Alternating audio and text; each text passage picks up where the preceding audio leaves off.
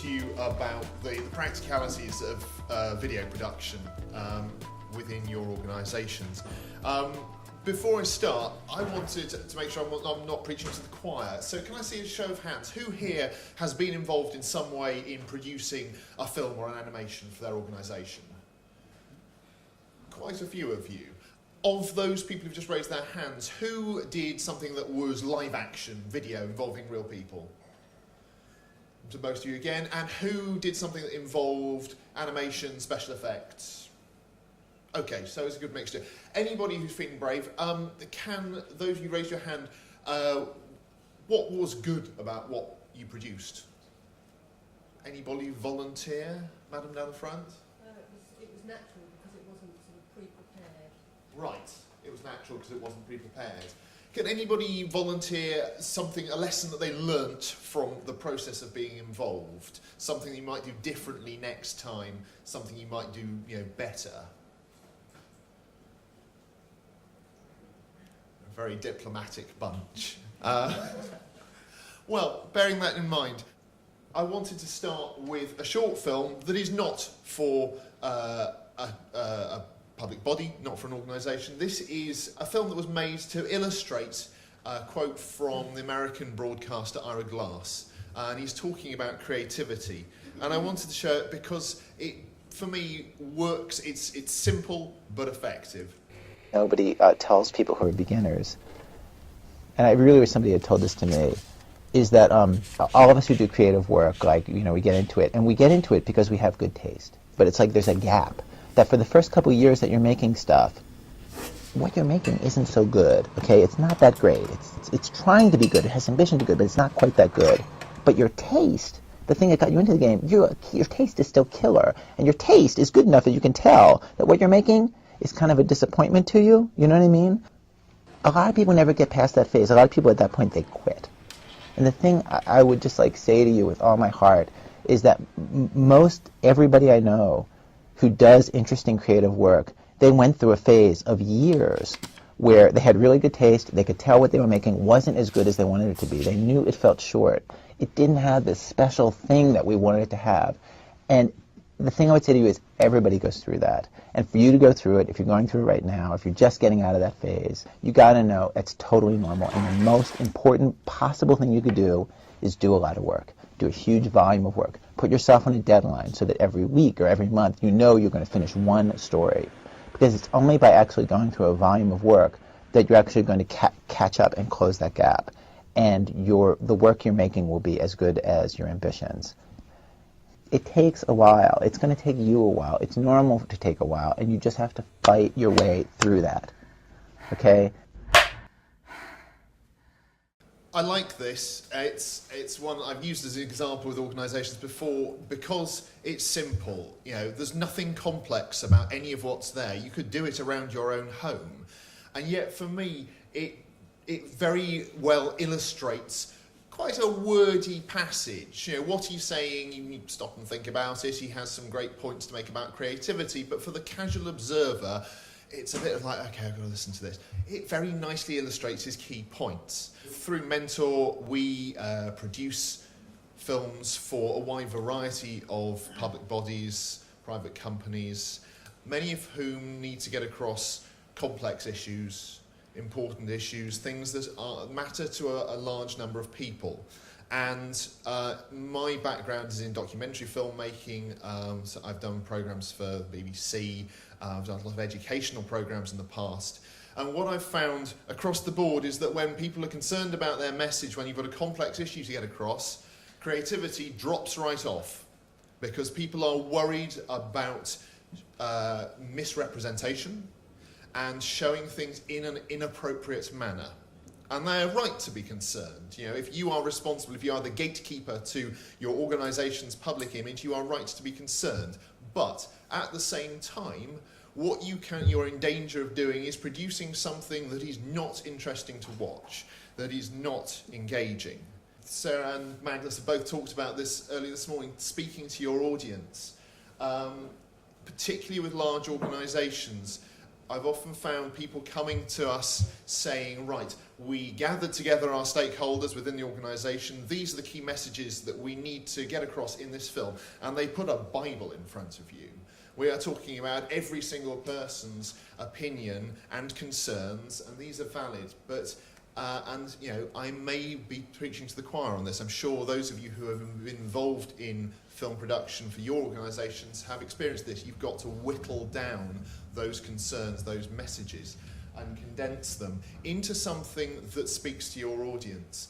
And it's quite often the case that the audience gets left till last once you've got in the concerns of the CEO, the concerns of marketing, the concerns of HR. The audience can often get left to last. When I say make content relevant, this is exactly it, that you can overwhelm people with information that's not directly applicable to them. We've recently been doing some films for subsections of the NHS in the Southwest who are undergoing major restructuring. And the various people involved with that are very concerned to explain precisely what this means, precisely what's involved. And we've had to work with them to unpick what of this is actually important to the public. Does the public understand the difference between the old organisation and the new one? Do they care? We have to be fairly brutal sometimes. Does the audience care about this particular aspect of your change? Films should be about inspiring and engaging an audience. There is a reason why television is often called the idiot box. It's not very good for getting across huge amounts of information. It's a very good way of inspiring people, showing them something to aspire to, and pointing towards further sources of information. But this is something we often come up against with clients. They're trying to cram too much information into a short film. And particularly in this day and age when vast amounts of the films that we produce are going to be embedded within a website as part of a unified campaign or a unified organisation, that information is much better transmitted elsewhere on the website. And you can point to it in your film, but don't feel you've got to get everything into that film. This takes me on to my next point. Less is more. It's a bit of a truism, but it is absolutely key. In this day and age, I would say attention spans have got shorter. I know mine has. The average length of film for online use particularly, we recommend 2.5 to 3 minutes maximum. And it's because if you are, viewers are coming through a website, they're passing through, they're going from page to page, you won't necessarily hang on to their attention span. So, of the people who raised their hands earlier, who here has done a film that was 1 minute or under? Great, brilliant. Who here has done a film that was over 3 minutes?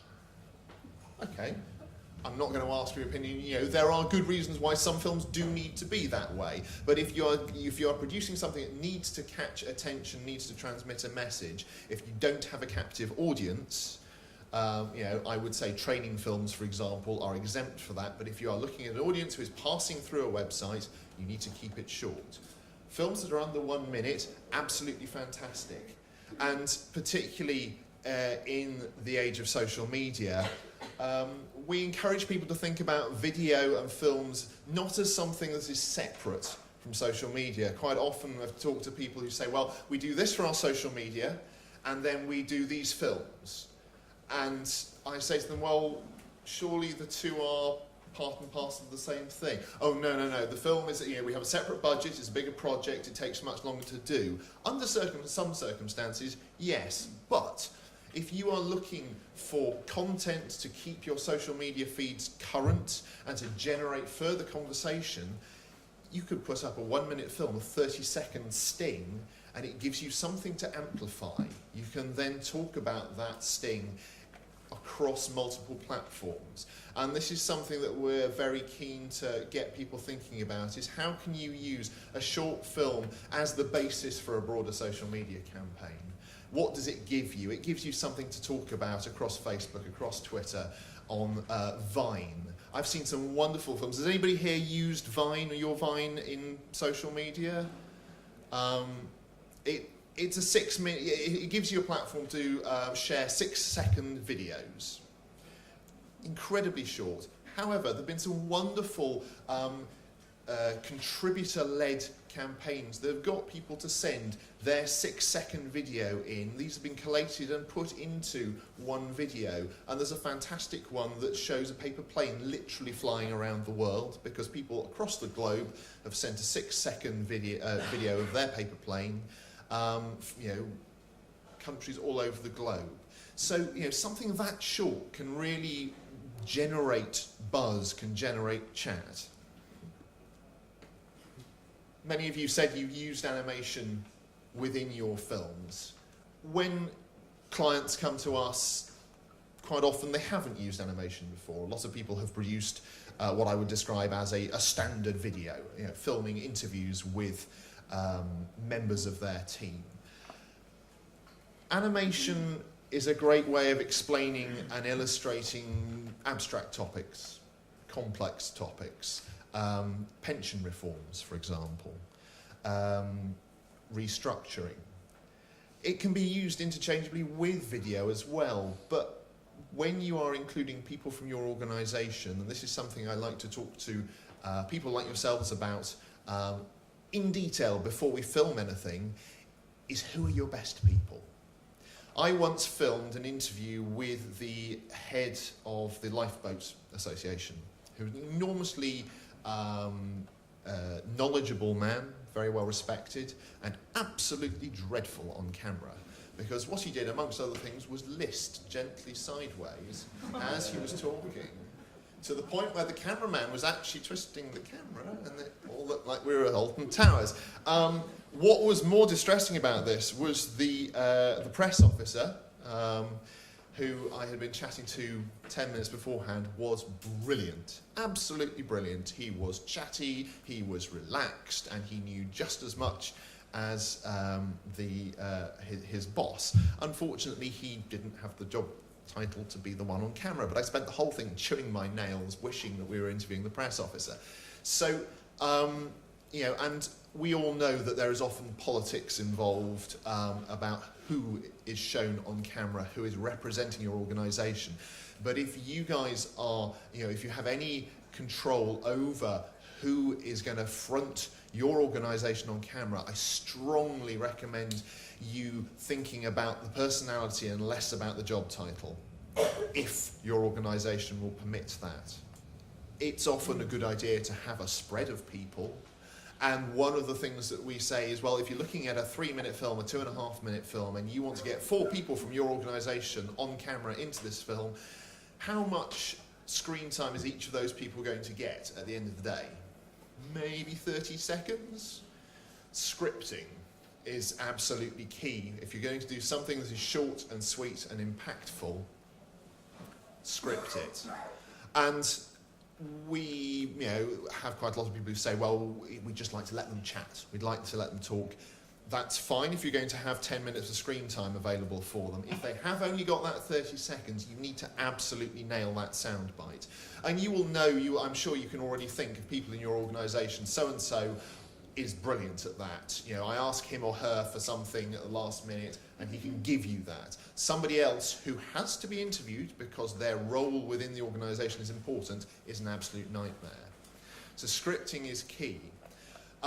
In terms of time, keeping it short, keeping it tight, quite often we get to a stage in the production process where an organisation, a client, has provided us with a script. This is what we want to say. And I say, well, have you timed it? No, but it's about a page. Well, how long does it take for somebody to read that page? Because your average pace of delivery when you're speaking is quite a lot slower than if you're reading. And if I send somebody away with that same script and a stopwatch, they come back and they say, yeah, it's about 8 minutes at the moment, and that's only the first of our 4 interviewees. So you may have done this with the films that you have produced, but if you haven't, and if you are required to script something either as a voiceover or as an interview, a soundbite for somebody, I strongly recommend that you time yourself. it's the only surefire way to really find how long something's going to take. Animation. I'm just going to show you a short clip of this is an extract from a film that we have produced recently for the NHS. I'm quite pleased with it. One of the issues we had with this organisation was how to visualise, how to represent fairly abstract topics, fairly abstract changes in their organisation. It could have been done with video, but the client and us at Mentor felt that this was perhaps a more attention-grabbing way of doing it. In North Somerset, we face a number of key healthcare issues that are informing the way we deliver services to you. We have a rapidly growing older population. The number of people over the age of 65 is expected to rise by 80% over the next 18 years. Because of this, we are focusing on dementia care. In North Somerset, there are significant health concerns relating to excessive alcohol consumption. Because of this, tackling alcohol abuse is one of our priority issues. Across North Somerset, there is high variation in household income, and several of our areas are particularly deprived. We're focusing on helping families with multiple health and social issues, such as long-term unemployment, poor school attendance, and mental health concerns. We are also committed to ensuring that people are able to maintain their independence and control over the care that they receive wherever possible. One of the advantages we found of using this approach was that the organisation wanted to give free rein to several of their senior policymakers, senior medics, to talk about the changes that were taking place. And they weren't particularly keen on pinning down a script, which posed a challenge to us because it meant that we got the information we needed, but in a slightly longer form than was appropriate for the film. So the lady doing the voiceover is one of the senior medics from North Somerset. We have her in vision earlier on in the film. She's very good. We're then able to cut away from her to the animation, and we can then tweak her audio. So having the pictures to cut to really helped us tighten up her message. And what we were able to do was edit her interview, put it to pictures, and then show it to the communications team and say, you will recognise this isn't what was recorded, but does this capture the essence of her message, the key points? Yes, it did, but it really helped us tighten up the ums, the ers. I'm sure you've all seen it. I once interviewed an architect who said between every second word. He's a nice chap, he was very good at his job, and it took him about 45 minutes to say a paragraph. When we got into the edit, we de-ummed him. We removed every we could find, and we put other pictures over it. And when he came to watch the programme, he said, I watched the programme, and I didn't think I was that erudite. And he wasn't, but it helps tighten things up. Forgive me for those of you who are well versed in the production process, but I did want to talk to you about the way in which we put together a film project, an animation project, for those of you who haven't done it before, because we do get clients who come to us and sometimes they're unwilling to admit that they haven't done a film before. They don't want to show a lack of experience, a lack of knowledge. It's not a problem for us at all. We just want to make sure everybody's clear about how we go about it and what's involved. This is a fairly standard process that most creative agencies, production companies would use. I'm sure you've all had experience of having too many cooks spoiling the broth. We strongly recommend that where possible you have one person or two key people leading on it to try and corral those, or we could change that, we could change this, so-and-so's hair's not quite right, can we get him to say that instead? It really helps in terms of staying on budget and staying within delivery timetables. As I've already talked about, the script is often the starting point for what we're doing. Even if it's something that's going to be filmed as live action, as interviews with people speaking freely, you really want to start with an idealised version of your film. This is what I would love my colleagues to say. Now, I hope to hell we can make them do it. Once we finalise that script, we'd have that signed off so that both parties would know this is what we're working towards. It really helps to have that sign off at each stage of the process so that we can move forward confidently. The next stage of the process would typically be storyboarding it. There's an example for you there on screen, and this is very much just a rough to show this is the kind of picture that we would have to accompany the script at this point. The reason for doing this sign-off at each stage is obviously there is a spend involved, and it's your budget that we're spending. So we don't want to go charging through the production process only for somebody who needs to be involved in decision making turn around and say, oh well, that's not what we envisaged at all, we need to redo that. You then into the uncomfortable situation of, well, who's going to pay for that? Where's that extra spend going to come from? So it can seem a bit draconian at times, but it's certainly for us, it helps to keep the process running smoothly to ensure that there's that sign-off at each stage. Having signed off the storyboard, we would typically then move on to a design board. The difference from the storyboard being this is what you will actually see on screen. In fact, you can see here, this is a design screen from the animation extract that I just showed you. And this is the actual artwork. So we'd have illustrators. These characters were created specifically for this film.